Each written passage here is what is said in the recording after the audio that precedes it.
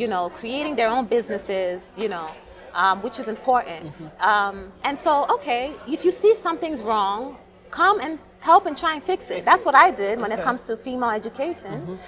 I can't do everything, but I'm doing my part. So yeah, if you see that, you know, Ghanaians are too laid back, or this is not right, or that, come and what can you do to help? Don't just sit and complain. That's true. What about those who are convinced they want to move back? What would be like the third best advice for them before they step? Yeah. You know, people move back without research, and sometimes they come and they couldn't survive, they had to leave. Yeah, not everyone survives, yes. So if someone is interested in moving, what would be the best third advice for them? Visit first. Don't be silly like me and just move. But no, I visited many times before you moved. So I visited and I knew this is something I want to do.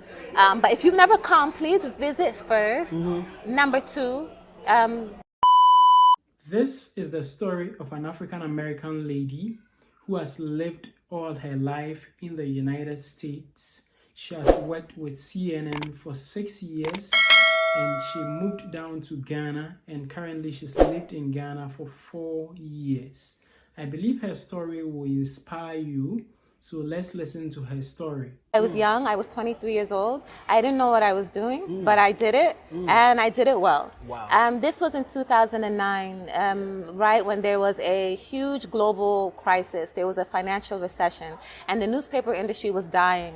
And so I was told, the owner of the newspaper brings me to our office, and she says, you know, you've been great, but we don't need you anymore, we can't afford you. Wow. And she let go some of her staff. I was one of them. Oh, wow. And so I thought, why don't I make the transition to TV, to television? And so I knocked on CNN's door. And CNN is a huge global brand, not one that I thought that I had what it took to get into. But I knocked on their door, and I applied and I applied and applied. 4 applications later, they called me for an interview. Wow. So, you know, I moved from Maryland to Atlanta. The global headquarters is there. I interviewed, I got the job, and I was there for 6 years. Some of the best 6 years of my life. I met heads of states, I've met huge politicians, influencers, celebrities, dignitaries. It was such a phenomenal job. It is.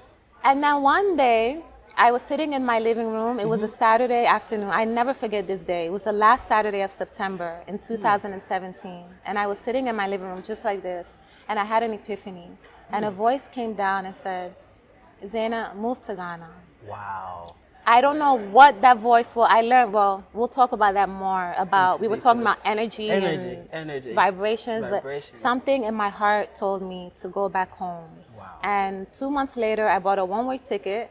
I reduced all of my life's possessions into 3 suitcases. Wow. Resigned from my job, huge job. It is huge. And moved here. And wow. That's my story. Wow. Yeah. CNN. And you said, I'm quitting. I can't believe this. You know, when you have a voice inside of, have you had that feeling? It doesn't happen often. It happens maybe 3 or 4 times in your lifetime, where something in your gut just tells you to do something. You don't have a plan, you don't know what you're going to do, but you just know that this is something that is bigger than me. It's a calling bigger than me. And that was one of those moments. Yeah. Now walk us through how it felt like when you stepped foot on the continent. Well, before I get to what it felt like when I stepped, I have to say the weeks leading up to the move were terrifying. I lost, oh my God, I lost like 8 pounds in like a week. I wasn't eating. Too much. Yeah, I was scared. Oh, it's scary. Because of what you've seen on the news or what? No, I'm uprooting my life. I had a very good life. I was making a great salary. I had a great social life. I had, my family was there. I lived in a really nice part of town. I was doing well. And I was leaving all of this behind to start something new, and I didn't know what exactly that was, you know? Yeah, I would feel the same way. Yeah. Wow. So I had an anxiety attack, actually. I had a layover at the airport, and I was literally like, can I do this? And I called my mom, and my mother said, Ajia, that's what they call me. She says, if you don't want to do this, come back home. And I remember thinking to myself, well, if I come back home, what am I going to tell everyone? I had a going away party, and so I kind of let like that pushed me, you know? Yeah. But what did they even say, though, your friends and family, when you told them, listen, I'm quitting my job, I'm working in CNN, and I'm quitting my job, I'm going in the middle of Africa? Yeah.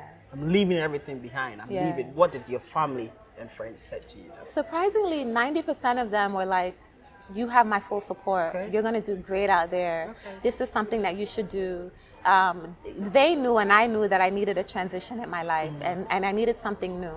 And then there was a couple of people who said, you're kidding me? What are you going to do there? Are you crazy? And it was that 10%. That was the one that pushed me. Yeah, not the people that supported me. Wow. It was the ones who said, you're not going to survive there in 1 year. Those were the ones I was like, I have to prove a point. Yeah. And you are here. I'm here 4 years later. Wow. So how long have you been in Ghana so far? 4 years. 4 years. And you're still standing. I'm still standing. How are you adapting? You know what I always tell people, you never fully adapt to Ghana. It's always like something new that you learn. But I say if you can survive the first year, you'll be fine. And so the first year was just full of just great experiences, being in new culture, a new environment, meeting new people. It was the best decision that I ever made. And I don't regret moving to Ghana, not 1 minute. Yeah, what does Ghana mean to you? When someone say you hear the name Ghana, what does it mean to you? Freedom. Freedom. Peace of mind. Wow. Happiness, joy, Wow. love. Wow. Ghana is an incredible place. Because you didn't choose to go anywhere else. No. There's 55 countries in Africa. Yeah. But you chose Ghana. Yeah. But you know, also, like, if you go back to the beginning of my story, I'm Ghanaian. My mother and my father are Ghanaian. Also, did that influence it? Absolutely. Okay. You know, Okay. all of my family besides my mother and my father and my 2 sisters are here. And so moving here connected me to my bloodline, my ancestry. I learned so much. Do you know how bizarre it is to see someone you've never met before who looks just like you? It's like, I know you. Yeah, You the look same like my mannerisms. And it's like, wow, like I would have never experienced that. So did you trace your roots? The best that I could. I have a very, my bloodline is very complex. We come from many different places. I have Togolese in me, there's Mali in me. My father was telling me there's Saudi somewhere down the line. So it's very complex, but as far as I could, yes, I did like trace the steps to see who were my grandparents, what did they do, my great-grandparents, and you know, I got to like my great-great-grandparents. Wow. And then, That's very interesting. Then the story gets, it is interesting. Will you say you are comfortable in Ghana? 100%. Really? Yeah. I had I would say at the 2-year mark, I had an itch to go back home. Yeah. And I want to also talk about your experience because you did the international thing too. Maybe I did too. And I had the itch to go back home. And so I went back home and I just remember like within a day or 2, I was ready to come back to Ghana. There's something about this place that just pulls you back. And I can't matter how, because I imagine very hot afternoon under the shower. Yeah. Taking a shower, turn it on, and then the water just cut off. Now you have to look for a bucket and then fetch some water and have to use spill. Yeah. And you say you went back to the US and you came back again. Yeah, that's a true reality. I remember I was getting ready to go out. Like it was a huge event. It was a Saturday night and I just got out the shower and I played some music and I'm getting ready to like do my hair and my makeup. Lights off. Wow. Yeah, lights off. This is typical Ghana. It's true. And listen, it's a reality. Wow. But a generator can fix that, no? I know not everyone can have it. If you can afford it. Yeah, if you can afford a generator or polytank, you know, I understand that's a reality, but I don't look at it that way. I see the beauty of Ghana. It's just a part of the experience. So if you should go back in time, you are a day before you made that decision to resign. Yeah. If you are asked, do you want to do it? Will you still press the button? A day before? Yeah, you made that decision. That's a great question. Will you still say yes? Let's go to That's Ghana. a really great question that no one's ever asked me. You're really question. good. He's really good. You know, I don't think I would have. No. Really? It was something about that moment on that Saturday afternoon in September. Wow. If you had asked me 24 hours earlier, I would have said, what? No way, I'm not leaving. Yeah. Wow. It's interesting. What do you have to say about that? Example, an estimated time to finish a building was 1 year, but due to, today, tomorrow, it's completed in 2-3 years. So business was not able to start, delaying everything. What do you have to say about that? It's a cultural thing. I do think what I do love about the diaspora coming is that I have friends who are business owners who are working with the locals and teaching them, you know, you can work efficiently and get things done. and they're taking that knowledge and they're creating their own businesses, which is important. And so, okay, if you see something's wrong, come and help and try and fix it. That's what I did when it comes to female education. I can't do everything, but I'm doing my part. So yeah, if you see that Ghanaians are too laid back, or this is not right, or that, come and what can you do to help? Don't just sit and complain. That's true. Sitting on the sidelines isn't going to help. Wow. Get on the court and start shooting with the other players. People move back without research, and sometimes they come and they couldn't survive. They had to leave. Yeah. Not everyone survives. Yes. So if someone is interested in moving, what would be the best 3 advice for them? Visit first. Don't be silly like me and just move. But no, I visited many times before you moved. So I visited and I knew this is something I want to do. But if you've never come, please visit first. Number 2, there's beauty in everything. My philosophy is that there's beauty in everything.